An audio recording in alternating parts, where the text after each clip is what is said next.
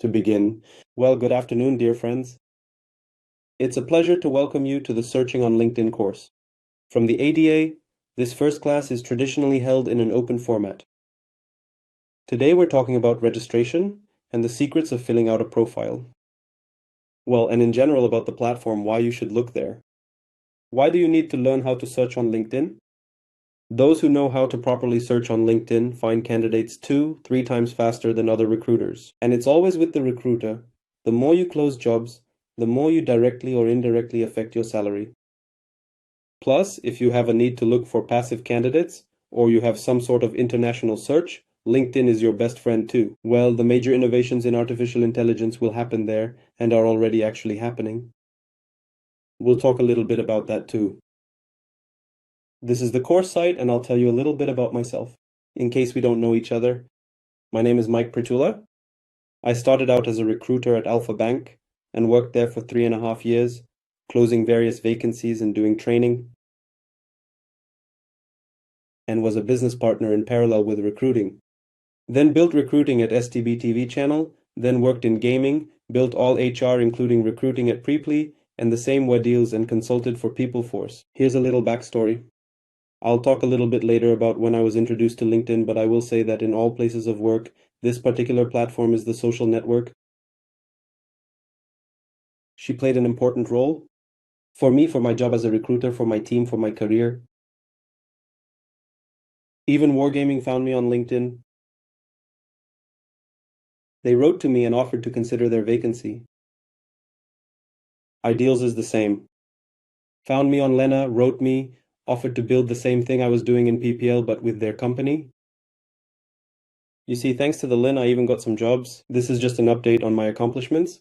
Again, for those who we haven't met yet, there was an understanding that I was sharing real experience from my real career, not just reading books and telling you something. And I have international certifications. And it's about the academy, that the academy is not the first day the academy exists, and a lot of achievements the academy has, including, all right, chuckles. If anyone has a desire, you can write your position in the chat. Who will watch this video on YouTube? You can write in the comments under the video. What is your position? Let me tell you about the homework. This course has them, you need to fulfill them. And that's what leads to the credential that we give out on such a cool platform, Accredible. Now the course syllabus. So today we're just getting familiar with why LinkedIn, how to make yourself a proper profile there. In the second session, we learn the intricacies in searching with filters. And we will see how the standard filters are available to everyone, as well as filters such as there are in Sales Navigator, and they are almost the same in LinkedIn Recruiter, and talk about how to grow your network. In the third session, we will learn the intricacies of Boolean search, i.e. search logic operators. In the fourth session, we'll explore all the nuances of X-ray search using the operator site. In the fifth session, we will look at additional search types, and in the sixth session, we will look at plugins of all kinds. Let's break it down. There's really a lot of them to keep you vigilant with everything you need. Today, let's talk about how to sign up, the importance of profile, photos, and how to realize which profiles are fake and what they are for. So why LinkedIn? Why is it the premier search tool for any recruiter? First of all, it's a social network. It is well developed all over the world. That is, if you think LinkedIn is only about the US or Europe, but my particular country or the country I'm looking for candidates in doesn't have it, you're wrong. She's everywhere. Whichever country you take, there will be candidates. No matter what happens, no matter how the internet is treated in certain countries, there are still candidates out there, they're in large numbers, and it's an ever-growing network. Today it's somewhere around 1 billion users, about 100 million or so. The last few years the network has been adding, so it will be 1,100,000,000 a year from now. I think the pace will increase. That is most likely. What is it, 3 billion? Working such an active population in the world will all be there sooner or later. Especially after Microsoft bought out, you probably know that LinkedIn is now owned by Microsoft. We know this company, we know its ambitions, we know its development. That is, they have the resources and the network is needed, they invest in it. So everything will be fine off the tape, it's not going anywhere, it will only grow and improve. What's interesting is that in the feed itself, periodically when you run an empty search on people, you can see how many active profiles there are. And sometimes that figure disappears. It used to be there all the time, then it wasn't there for a long time, then I discovered it recently, took a screenshot of it, and today I tried it again and it's not showing. That is, when you don't specify anything, just people and search and all profiles, or specify a space. The last time it was available, there were about 1,090,000,000 people present there recently. In the third year, 1 billion. So in about a year, the year isn't over yet. 100 million in a year is actually a lot. It's registered there. The same goes for artificial intelligence. Right now, we are experiencing an era of artificial intelligence.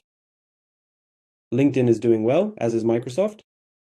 I think you've seen how quickly Microsoft got involved in this race, adding artificial intelligence to Bing, their search engine, and to their products. As of today, Microsoft Copilot has already been added to Microsoft Office.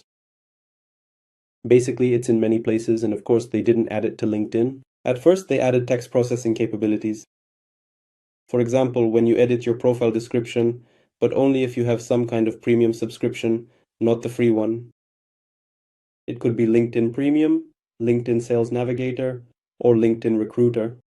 You can click on it, it only helps in English for now, since LinkedIn seems to have that kind of standard. You know, it's a standard that we write everything in English there, but at least for the profile, it's generally convenient. So artificial intelligence is helping. But just a few days ago, LinkedIn announced artificial intelligence capabilities specifically for recruiters, but for the recruiter profile. If you use Sales Navigator, for example, it won't be there yet. That is, it's expected that artificial intelligence on LinkedIn will be able to find suitable candidates for you, assess their profiles in terms of your job opening, help you write messages to these people with their profiles, help you improve the text of your job postings based on your work on the platform. So artificial intelligence in recruiting will be actively developed specifically on LinkedIn. This is, let's say, thanks to Microsoft. LinkedIn is an innovative platform. That is, innovations are emerging. If you've been following LinkedIn for a long time, there was a period of stagnation where they weren't adding new features. Rather, everything was becoming more restrictive. There were some glitches. But after Microsoft bought it, now there's development, no glitches, but some interesting features. So overall, everything is good. What else is interesting about LinkedIn is that the X-ray search we talk about in our Sourcer courses, or for advanced recruiters, it works great for LinkedIn. That is, we can make search queries using the site operator, and thus search better, more accurately than with the built-in filters. You may have heard a name like Irina Shamaeva. She's been practicing sourcing for a long time. She has her own agency. And she really likes LinkedIn, works with it a lot, experiments, and she also has programming skills. And she says, and she proves it, sometimes writes articles, that with the filters on LinkedIn, we usually only see about half of the profiles. That is, all profiles, if you set up filters, they still don't meet some criteria for some reason, you won't see them. And only X-ray search gives a more accurate result. So by understanding X-ray logic and using X-ray search techniques, you'll be able to see many more profiles. And so if you look, for example, if you set the country to Poland and the job title to HR, we see 99,000 results on LinkedIn. Google no longer shows how many results are found, not even for a while, but Microsoft's Bing still does. It says it found 54,000 results, which is basically, this figure is also not exact, but it's very close to 99,500, which indicates that almost all profiles are open for search. It's cool because in our class about X-ray search, we're going to see what cool things we can do. Look for people who have contacts of one kind or another. Look for people who are out of work. Look for people who know a language at a certain level. There are many interesting things like that. That's exactly what you can do with it. Plus, one more recent argument. Why LinkedIn? Because there are many different cool plugins that you can use. For example, here's the kind of plugin that all recruiters love, SQL. This is a plugin that shows people's contacts. Where else can you easily find anyone's contacts? And since there's 1 billion users on LinkedIn and it's constantly growing, we can say there are a lot of people there. You probably won't find context to write to someone in a messenger as easily anywhere else as on LinkedIn. Yes, these plugins don't reveal all contacts, but there are many plugins and many ways to reach a person. Even job sites won't give you that. And the main disadvantage of job sites is that they only have people who are actively job searching. And we know that there are about 5 times fewer of those people than there are people who are passively searching and would potentially be willing to engage with you. So that's about LinkedIn. Now about what LinkedIn gives us. LinkedIn is not just a profile database or a resume database, it's much more than that. People really get used to it. I'll say later that I've been on LinkedIn for many years, and I've been observing it all these years. It's becoming more and more popular. There was a phase just before Microsoft acquired the company when it seemed to be fading away. Nothing was happening, people weren't posting anything, but then some growth began, initially in terms of format. People were taking memes from Facebook or elsewhere and simply reposting them on LinkedIn. Now it's an independent social network with its own content. People post unique things there that aren't found on other social networks. There's much less advertising. As an advertiser, I can say that ads there are 5 to 10 times more expensive than on Facebook. That's why there's significantly less advertising, because it's very expensive and many don't advertise there. Therefore, as a social network, it has potential. People post information there. When we see someone who interests us as a candidate, we see much more useful information about them than on a website. We see a resume, which is often even better structured thanks to LinkedIn's format. We can see their activity history, what they've posted, commented on, and liked. So we can draw some conclusions about them. We can see what recommendations they've given or received. That's already good information too. We can see social connections, check what mutual acquaintances we have, and who is in that person's network. That's also valuable information, and much more. We see skills, projects, volunteer activities, interests, and which groups they're part of. It's very detailed, well-organized information about the person. It's a more advanced presentation than just some resume on a job board. It's very easy to connect with people there, and it's hard for them to miss our attempt to contact them. First of all, LinkedIn often includes email, phone, and Telegram contact info. I'll explain how to find this later. Plus, if you use LinkedIn itself, the person gets an email notification that someone has written to them, often with the message text. Plus, if they have the app on their phone, they'll get a push notification. Plus, when a person logs into LinkedIn, that message will definitely be displayed. Unlike job sites where you often can't message people directly and can only see contacts to call and they might be busy, or send a message they might miss, LinkedIn actually helps us connect. I've been on LinkedIn for 18 years now. I was surprised myself when I saw it. You can also check how long you've been on the platform by clicking on your name in your profile.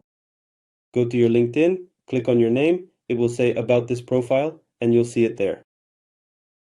You can actually look this up for other people too. I've been there since February 2007. When I was a recruiter, I remember my manager told me there was this cool new thing. It wasn't even that new, there weren't other social networks then. She said there was this social network for recruiters where you could find people's profiles. Well, interesting. She said, I'll send you an invitation. She sent it, I started exploring it and began using it at Alpha Bank. I invited many people myself, started finding candidates there. There weren't many users then, as it was just getting started as a social network around 2005.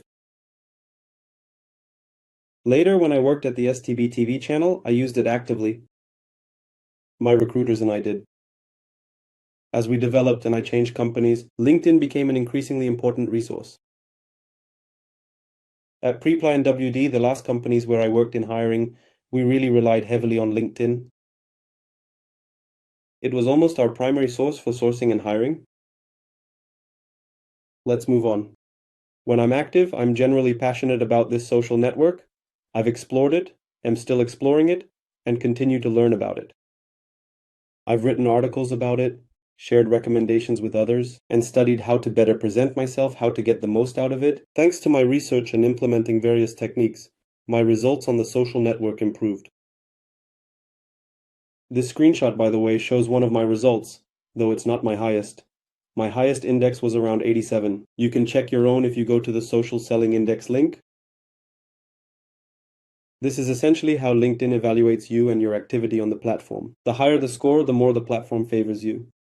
The lower it is, the more likely you are to encounter blocks, appear less in searches, and so on. There are 4 simple conditions described: developing your brand, finding people, reading insights, and building relationships. The more you do all of this, the higher your index. This is something to strive for. As of today, my personal network has 29,000 connections. This number changes as I add or remove people. You can't add more than 30,000, so I'm hovering around 29,000, moving back and forth. And here you can see I have 35,000 followers. It shows both those who are my connections and those who follow me. So 29,000 are my friends and 6,000 people are just subscribed. That's my result. My current profile stats are around 5,300 views of my posts and 1,000 profile views. Not the best performance. It fluctuates depending on events and my activity. That's the current situation. I'll say that unfortunately, I didn't take a screenshot before I even started working on my profile at all. But before I did anything on the feed, I hardly got any views at all. Here's 865, which was already some initial growth, some of my first activities.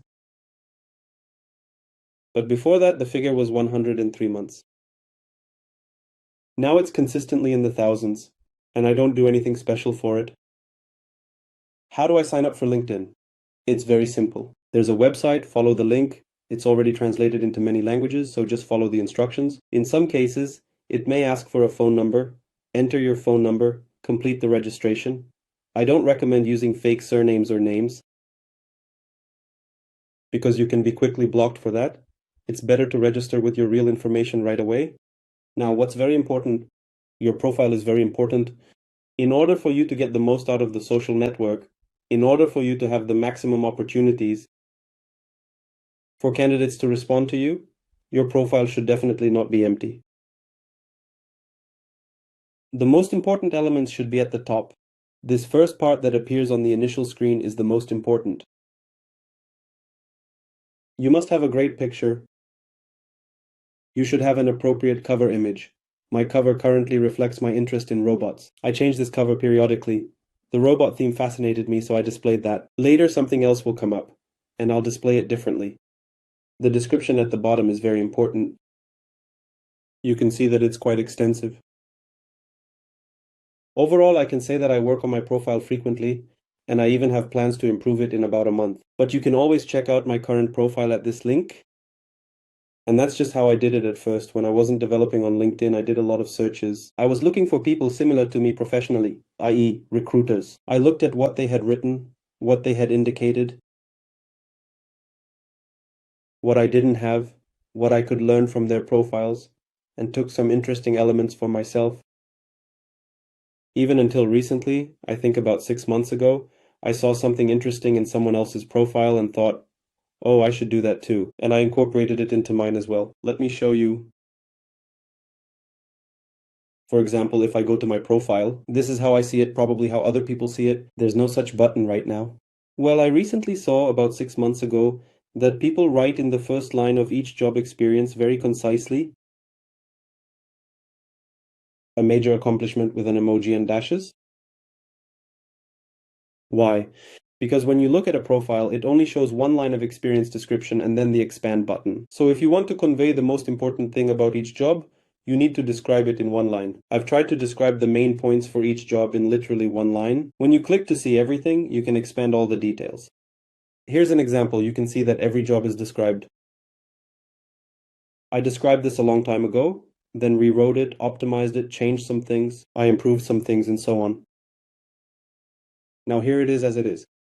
But I already have an idea. For example, right now skills aren't listed everywhere here. I've only used a couple of skills. More skills can be added and media can be added. So now I have plans to expand on these points. But nevertheless, if you look at it, the profile is still quite detailed. So I recommend at least this level of detail for you. Education, licenses, certificates, and projects are specified. By the way, projects can also be expanded, as well as volunteer activities. Skills are self-explanatory. Recommendations, publications, awards, languages, interests, groups, and so on. All of this is important on one hand, so that when people Your candidates see you, they understand that you're a serious professional. On the other hand, LinkedIn will love you more for all this. You'll be found more often, people will interact with you more frequently.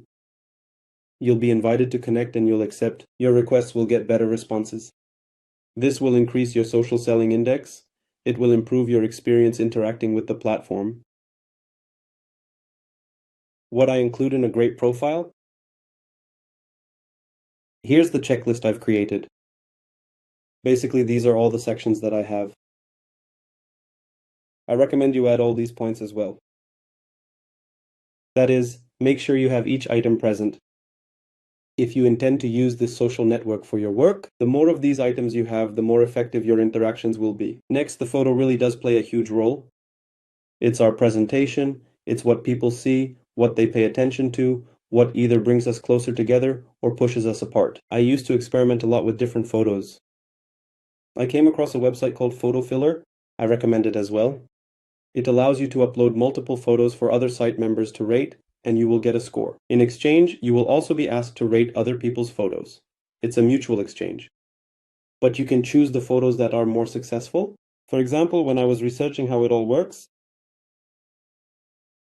I uploaded different photos, looked at their ratings, and got a sense of what people want to see from me specifically.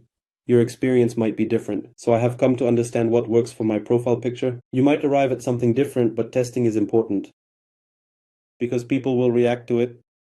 For them, your photo is primarily you, whether to add you as a contact or not, whether to open your profile or not.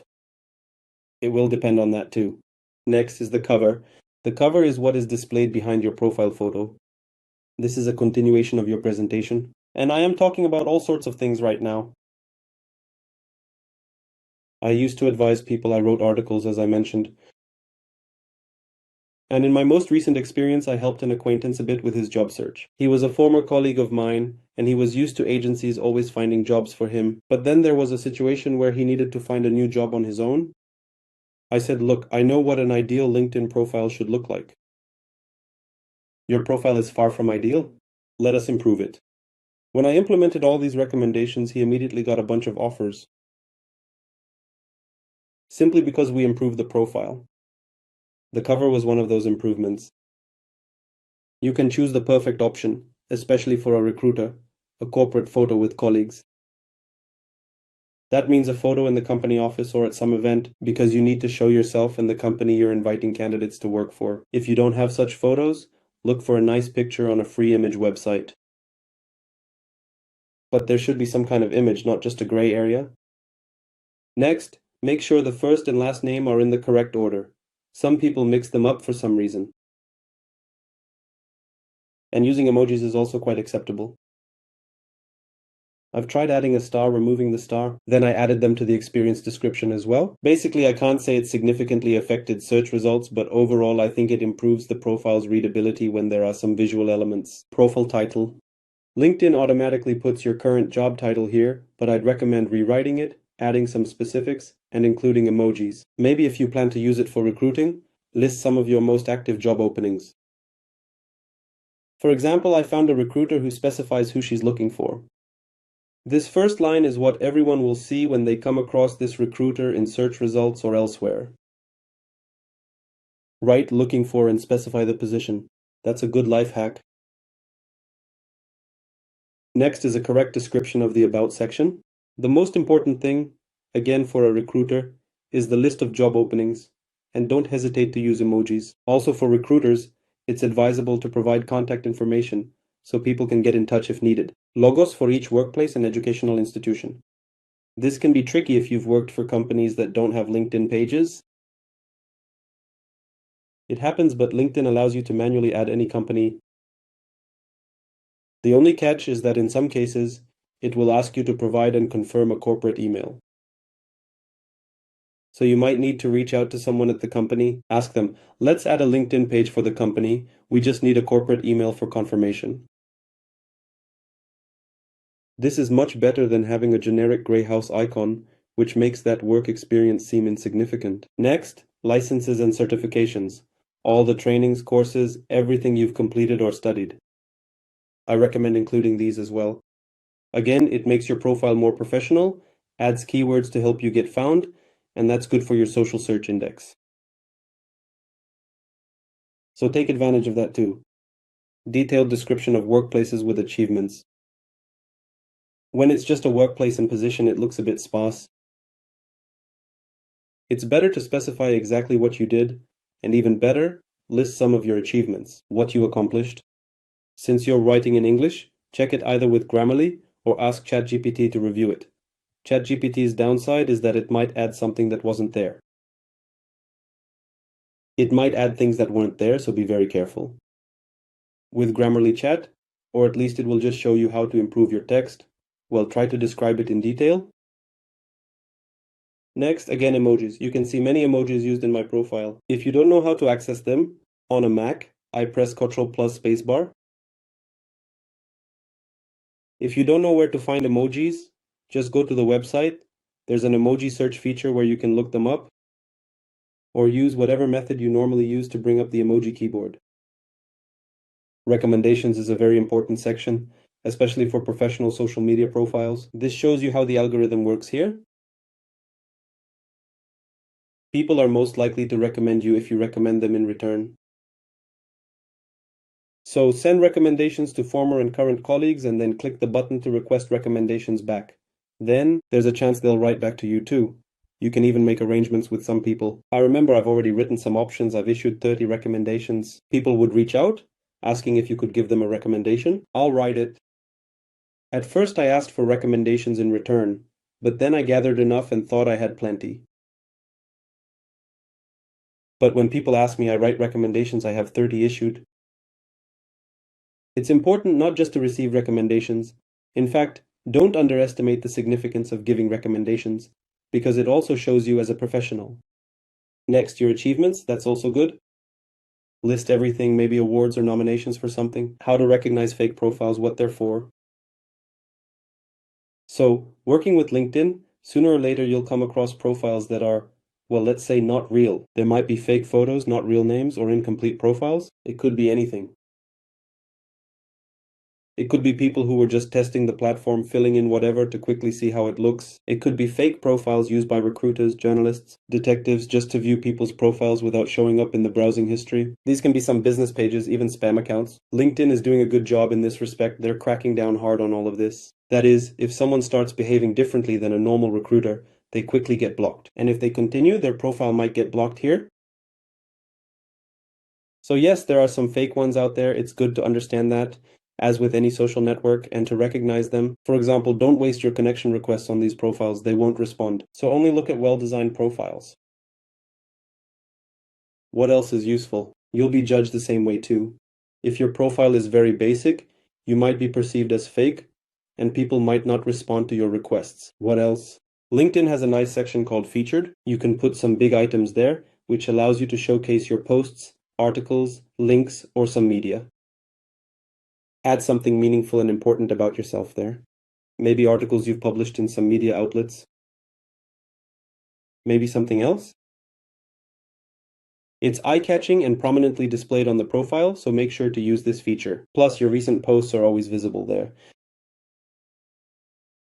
People look at them and draw conclusions about you from them, so it's helpful to post something on LinkedIn periodically, even if you're not very active on social media. If you've decided to use LinkedIn for recruiting, then publish not only job vacancies in your feed, but also something else, so that it's visible that you're active and writing about yourself there. Groups and interests. Also a very important point, we'll talk about the peculiarities of using groups. The potential for using groups on LinkedIn is much greater than people realize. That's why it's good to join them. At first, you can look at other people to see what groups they're in, what interests they've indicated, so you can also subscribe to all that. It's very easy to do there, you see, just click subscribe or join. And having a bilingual profile will give you a few more points. People who are searching for someone in another language will see your profile in that language, and you may get more profile views. You can add this. LinkedIn has a feature called Profile. Some people who work with multiple markets or countries add profiles directly in Chinese, English, or even Polish. You can do that too. Now, homework for those on the course. Fill out your LinkedIn profile in a way that you can say it's 10 out of 10, and send a link to your profile, but after you've improved it in your homework. If you're not already on the course, join us, learn, improve your skills, learn how to search or how to use it if you've never used it before. In the second session, we'll talk about searching with filters and expanding your network, adding contacts. That's all. Thank you, everyone. See you soon. Maybe